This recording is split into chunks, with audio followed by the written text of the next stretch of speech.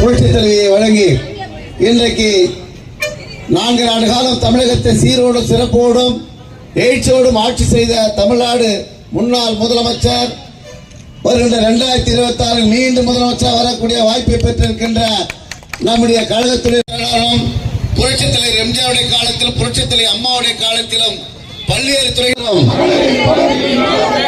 மகளிரை தொடர்ந்து இழிவாக பேசி வரும் பொன்முடியை கண்டித்து ஆர்ப்பாட்டம்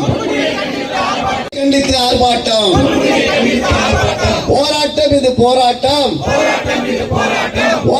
இது போராட்டம் வாய் கொழுப்பு நெஞ்சும் பொறுக்குதையே நெஞ்சும் பொறுக்கலையே. அந்த நிலையை பகலிலும் அவர் கடைபிடித்த வரலாறு திமுகவுக்கு பழக்கப்பட்ட வரலாறு. பொன்முடி ஒருவேளை இந்த கெட்ட பழக்கத்தை, தாய் குலத்தை, அவர்கள் மானத்தை கப்பலேற்றுகிற இந்த இழிசொல் நடவடிக்கைகளை அவர் குடியில் இருந்து மட்டுமல்ல, அவருடைய தலைவர் திரு கருணாநிதி மூலமாக கூட கற்றுக்கொண்டிருக்கலாம்.